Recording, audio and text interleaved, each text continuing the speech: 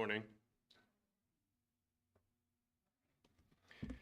So, you all are my captives till you walk out the back door today. And because I like to be legitimately real, if the Father wills, here in a couple weeks, I'll be back. If not, I won't. So I'm trying to introduce what I'd like to have class about, but I also tried to scrunch it up generically and not break it down real hard to give you capture an idea of what I mean that we would break down in future classes. So the topic I've chosen is allegiance.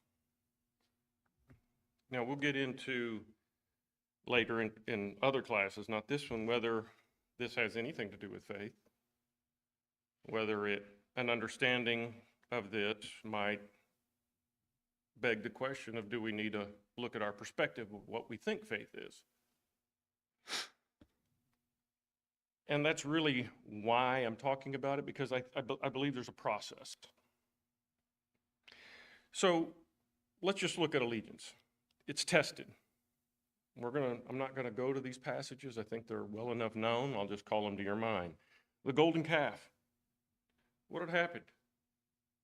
We had some stuff, major stuff happened just shortly before. They saw it with their own eyes. They lived it where the air moves around. Do we follow God unless waiting becomes uncomfortable? Or maybe we see him as a long way off? Or maybe not actually here, like David did when he said, we got this, and went out there and whipped his little piece of leather around and threw a rock and knocked down and killed Goliath. What about Abraham and Isaac? How often do we confuse or maybe move off of our best way of thinking, loving God for his gifts or what we think his gifts are, above his gifts or the gift that God came here as a man, sacrificed himself, and now reigns on the throne? What about Daniel? We got the fiery furnace, we got the lion's den. I think from just these first couple examples, we can start to realize that allegiance is something that's tested. We can cause and affect that.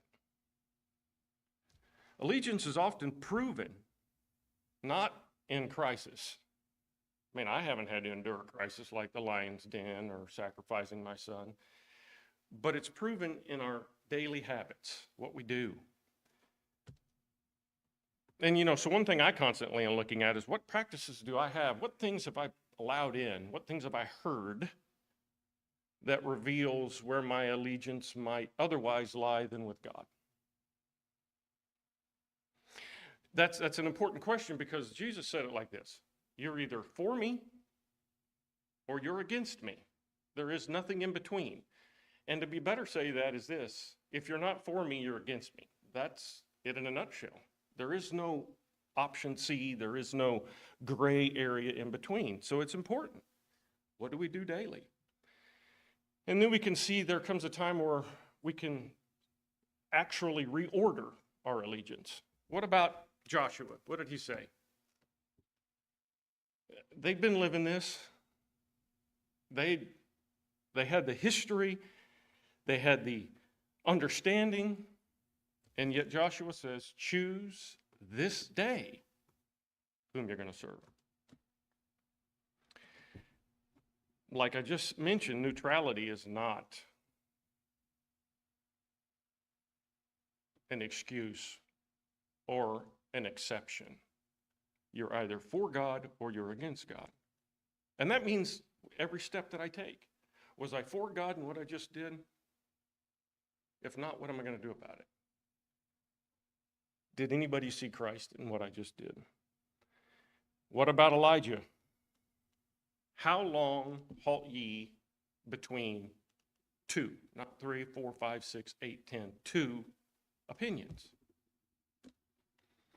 Where do we in our lives overlook, gloss over idols, where we try to keep God and our idols together functioning? We do that.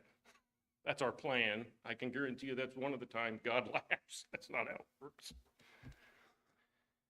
And if I was going to say, this is what, and I hate having to add these because you either have allegiance or you don't, but I'll put it in there, wholehearted allegiance. What does that look like in actual life where the air moves around, not when I'm reading this book? And then we can see it gets defined for us. What about the rich young ruler?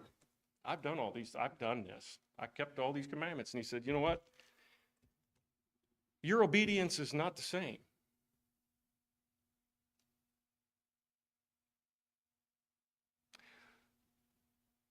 I could ask myself then, okay, what would Jesus ask me to let go of? Because is all those things the rich young ruler had to give up a curse or a blessing? Is it good or is it bad? Or is it just is? We determine whether things are good or bad. And I'm using those words as, this is terrible in my life, this sickness, or this is good, I got a raise. That's how I'm using those words in that sentence. Where does our comfort, where does it being easy override my trust, my allegiance, my faith? What about the greatest commandment?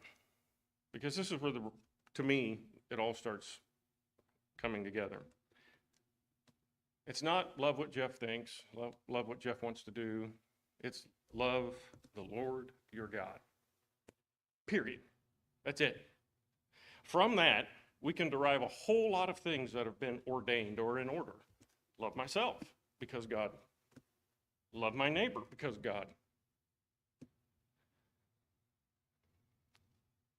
When allegiance is rightly ordered, love God.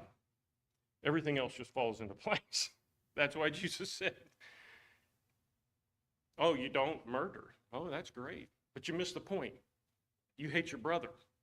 You've already murdered him. You don't have to stab him to death.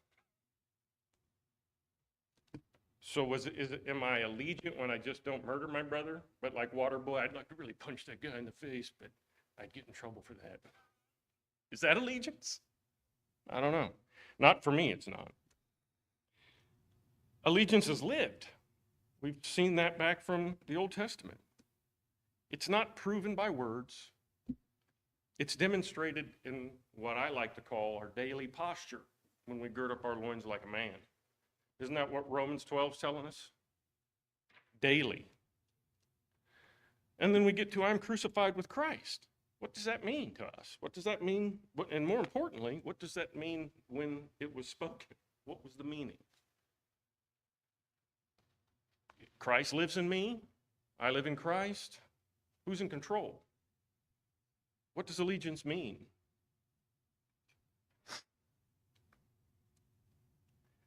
It also shows us in that right there that I am not the head.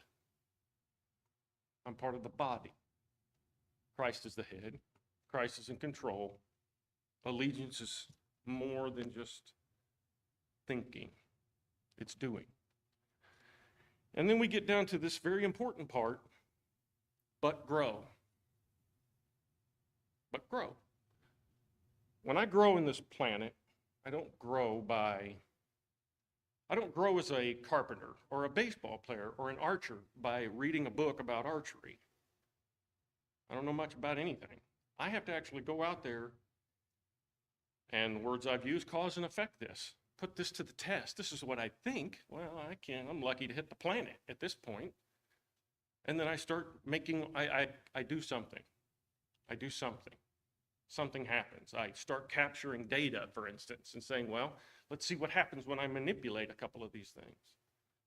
Interestingly enough, in archery, you find out when you change one thing, you change everything.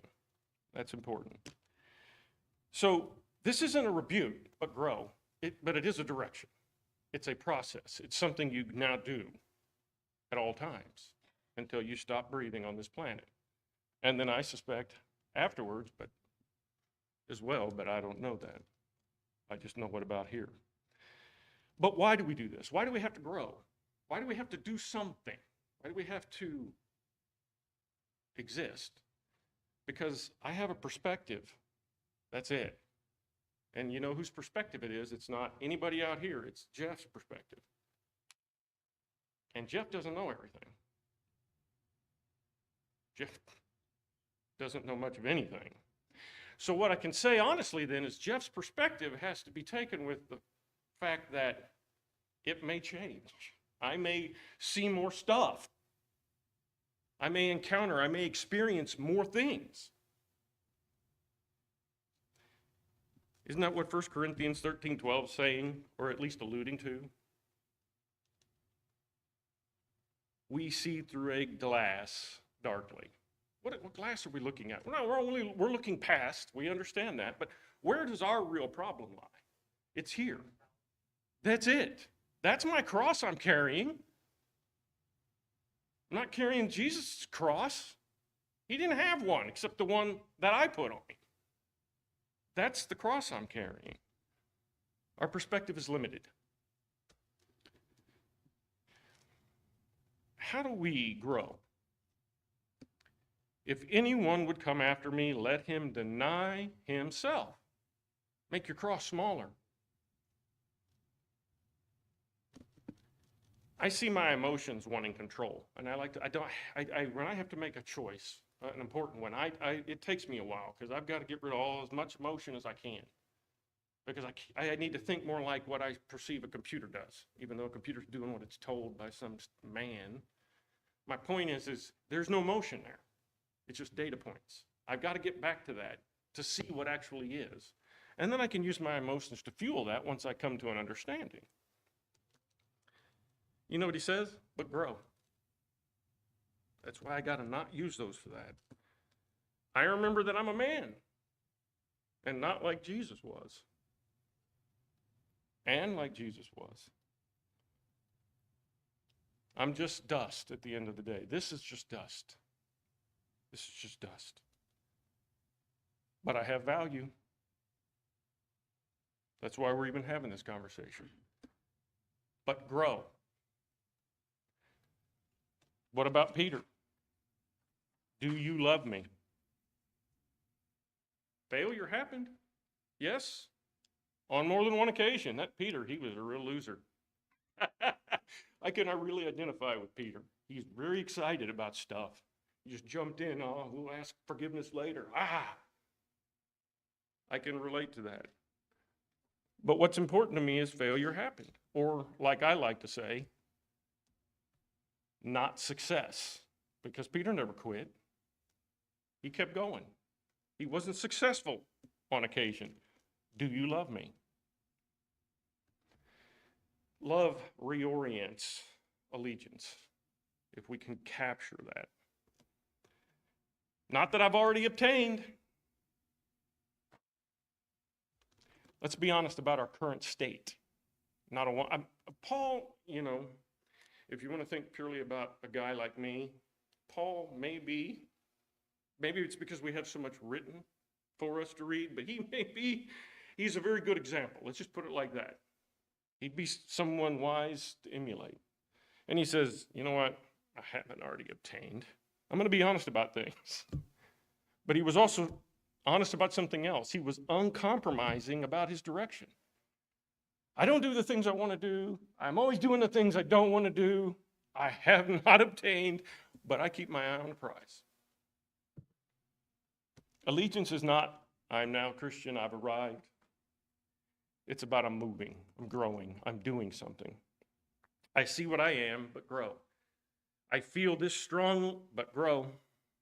I don't fully understand, but grow. I was not successful here, but grow. Was that his perspective all the time, though? What's that now?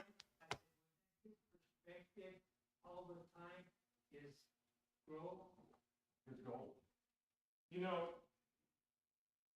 I think, and that's what I'm hoping that this will help, because it took me a while to wrap my mind around a few things and to actually come to an understanding that my mind could make sense of. And we have a fear of confess our faults one to another. we don't like to think about ourselves having faults. You know, in any other scenario in life, when you want to get successful, you start talking to people. And in your perspective terms, talk to them about, hey, I'm stinking, I can't type for nothing. Well, what you need to do is no, I don't need to get a special Jeff keyboard. That's not my problem. Okay, that's not the problem.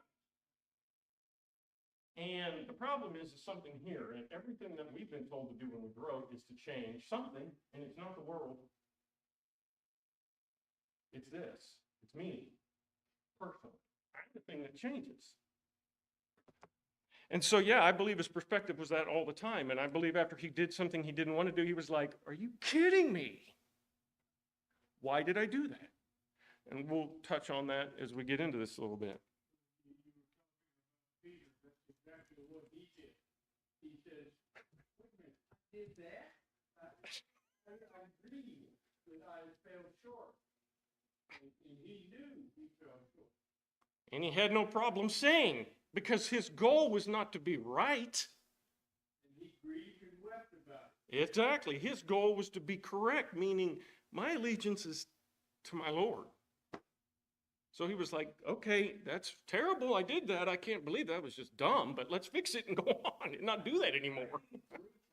He told me I was going to do it. So, what am I loyal to when life hits? And the reason I said this because there was and I'm going to say it my way. There was a scene in a Rocky movie, and he said, you know what? It's not about how hard you can hit. This was Rocky. You guys know the Rocky Balboa movies and all that. He was quite the boxer. It's not about how hard you can get hit. And for him, it never was, even though he could hit hard. It's about how hard you can get hit and keep getting up and keep moving forward. And if you watched Rocky as much as I have, you realize that that was his gift, was getting back up. Never, okay, that was dumb. I walked right into that, and that wasn't successful. I'm going to get up and try it again. And that's what he did, and that's why he won. Or as I like to say it, what am I loyal to when life happens where the air moves around? So this class, hopefully we get to move, is not about having the best, most correct, cleanest perspective. Not the most accurate. It is our perspective, as it is. Nothing wrong with that. And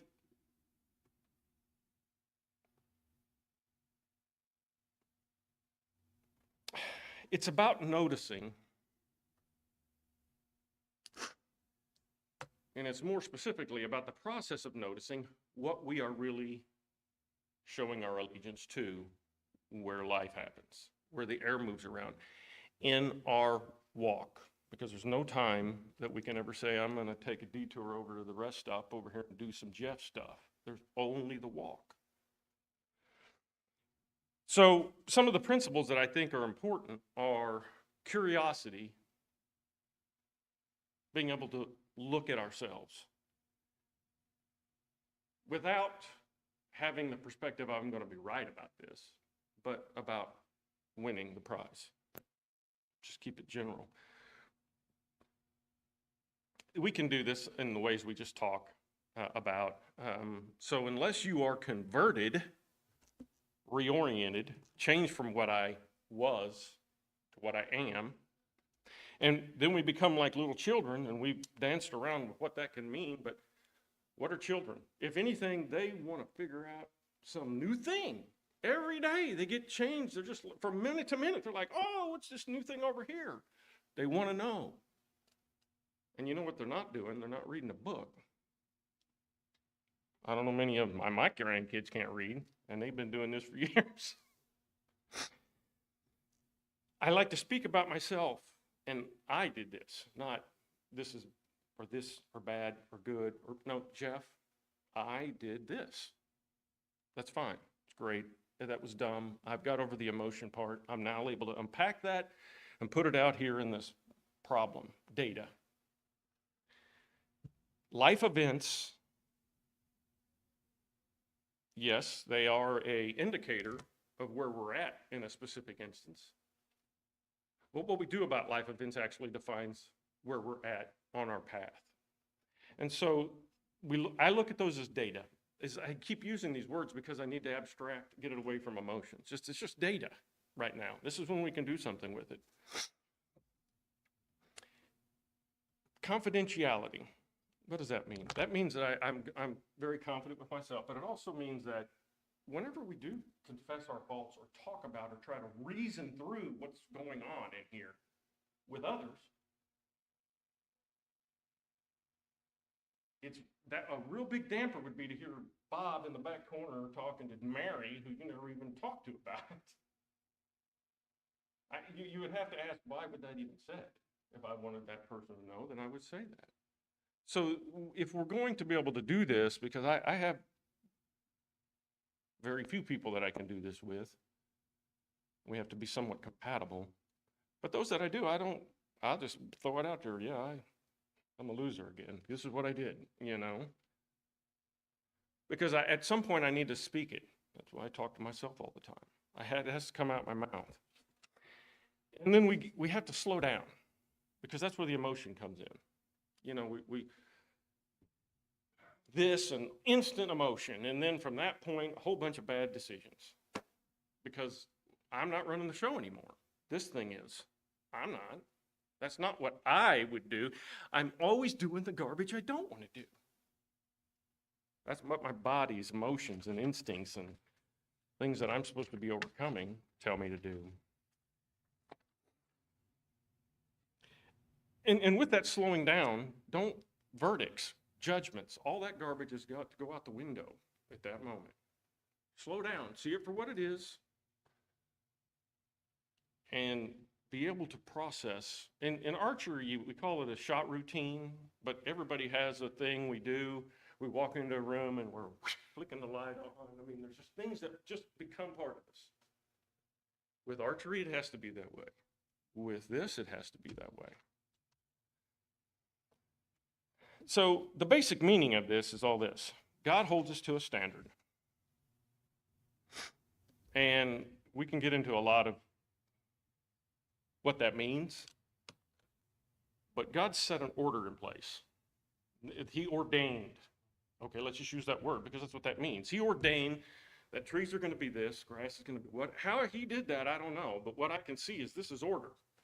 This pew is in order because I have been able to men have been able to subdue a tree, understand its attributes well enough, and here we have this pew. That's been ordained. That falls within the nature of things. Often, in myself, I see it, so I don't suspect that everybody's somewhat like me. I, in my mind, the first thing I do is try to weaponize order against. Isn't that what the sons of thunder, isn't that what you want us to call down fire? No, I don't. Stop with the fire from heaven stuff. What is your problems? Knock it off. But you know what? He didn't say, get away from me. He knew, just like he knows about me. Mercy, it's very important. And we expect it for ourselves. It shapes how we interact with everybody. It shapes communities. It shapes, and it's what love does what to a whole lot of sins? What does it do? Covers. Well, I obviously can't make sins go away, but what I can do is make as much good out of them as I can. And the good is not, you answer to me, it's let's work through this and we'll both be better off as a result of it. Examine ourselves first.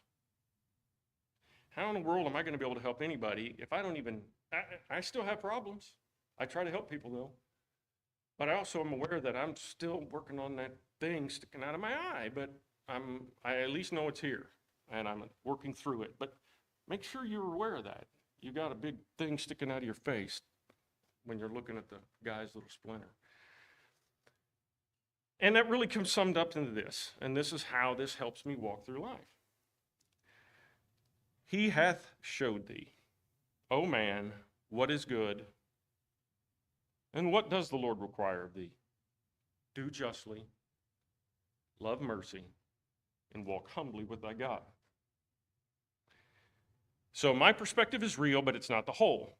If I don't know all truth, then I do assume that my view and my power, therefore, is limited. very limited. Once I get to the edge of what I have worked with, I'm now starting to get into that little area that I don't know enough about to even go to. And if that's true, I obviously know that I'm going to approach most everything as a cup that is so empty, it can hold as much as you can put in it. Instead of, oops, one drop, he overflowed. I can't be that guy. I have come to understand that I grow by letting my love for God reorder what I think I know, or what I think is obvious. So the way I like to work through this is this. There's a life event. There's air moving around. There's something. There's the reaction. What did I make a choice to do? And saying that was my emotions. Okay, you made a choice to allow your emotions do some stuff. What did I do? Next important thing is, why did I do it? And then, this isn't precisely how I ask myself this, but this is what I'm asking myself. Who was I serving at the time I did all that? Who was I serving?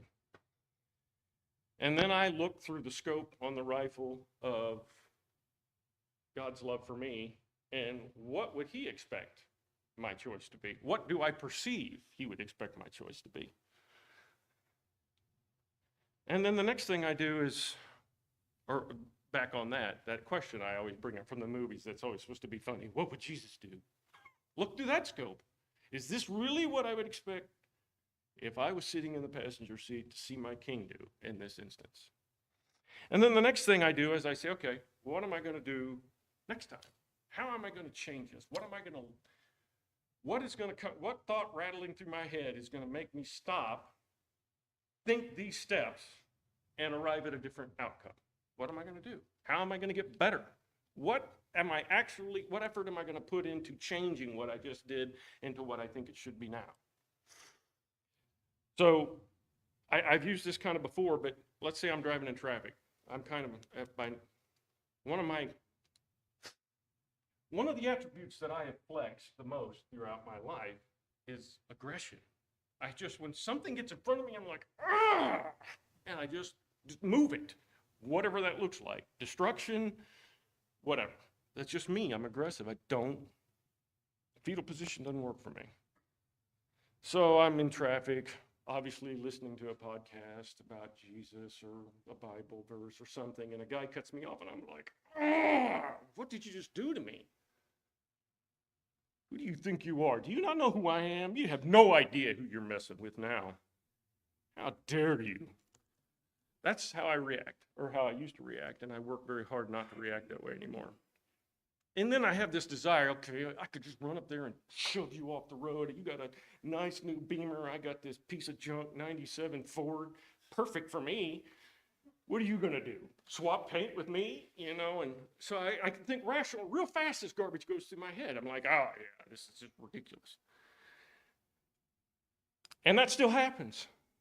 All that garbage happens. It doesn't happen as much. Usually there's just like, what did you do to who?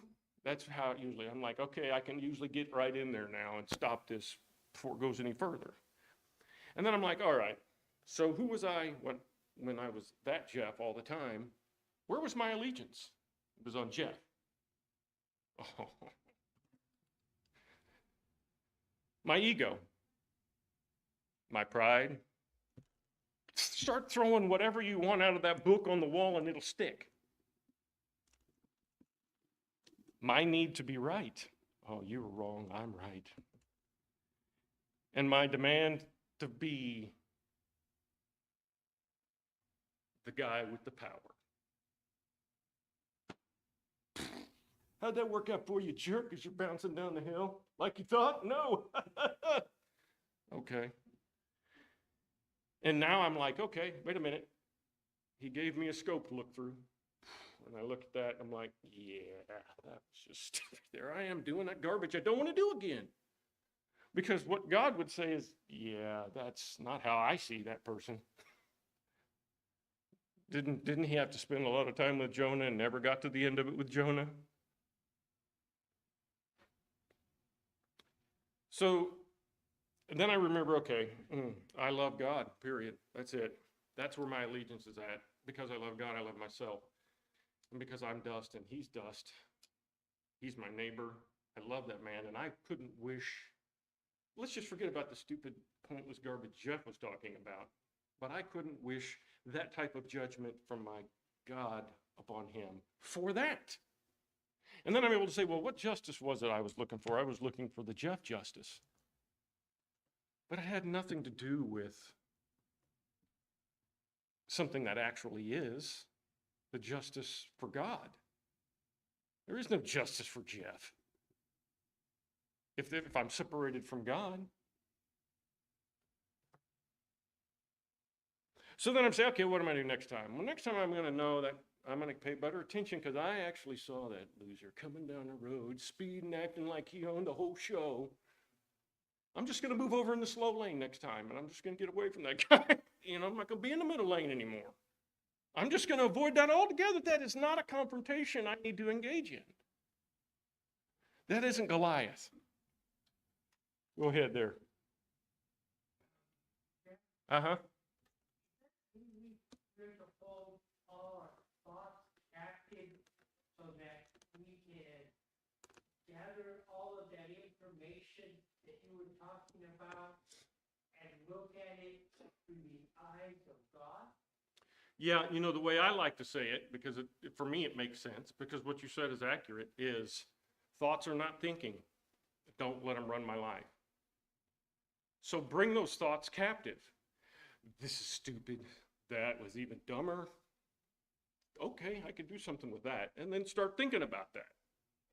Don't just, that guy, that's thoughts running your life. That's just thoughts rattling around. I'm not in control of those. So then the next steps obviously are to be this whole process. I'm going to look at it through this, okay, this is what he wants.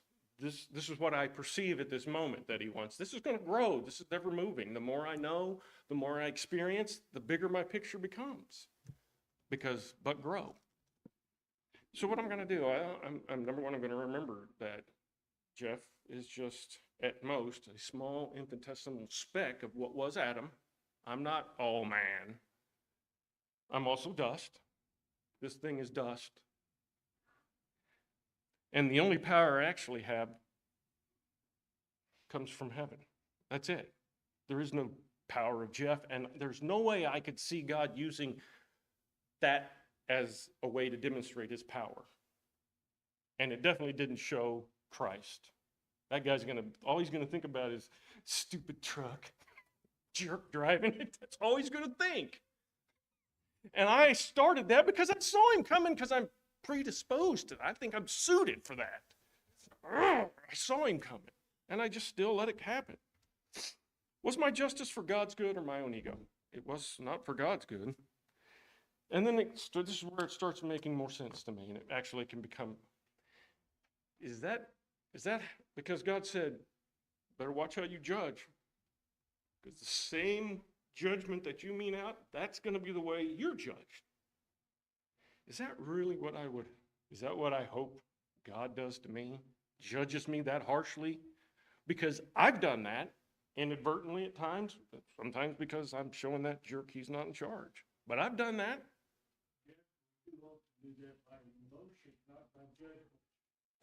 That's those thoughts rattling around. Got to capture it. Boom. No, that's not working for me. I know not what he wants. And if I love God, and I know, and I believe, and I have faith, and my allegiance is in, God loves me, I wouldn't want God looking at me like that because I don't do what I want to do. I do what I don't want to do, but I keep my eye on the prize. Then how in the world can I feel any differently about my neighbor? See, most of what we encounter in life is not some man who's become a predator of humanity, someone who we have been told to remove from this planet. But that's how I see him until I capture it. Oh, yeah, this absolutely needs my attention right now. That's not the case. So allegiance, I guess what I'm getting to is a process. Our Father and our King and our Spirit knows it's a process. They know we are dust, and yet they tell us to grow. And I'm not one who believes that they don't participate in that at all. When I start, I think the world calls it manifesting. Well, I'll steal that for just a second. When I really start knocking myself out on something in me, it's almost like you manifest the ability to come to terms with it. You can reason through it. What you need becomes available. Now, I don't believe in manifesting like that. It's taught, but you can grasp what I'm saying. I just find it ironic that this stuff shows up at this time. How? I needed that. So, allegiance is what we do. And it's, we can use it as a fruit to judge. Who was I allegiant to at that exact moment?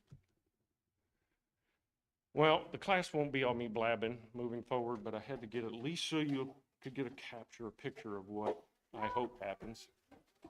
And if not, enough to work with, hopefully. I appreciate it.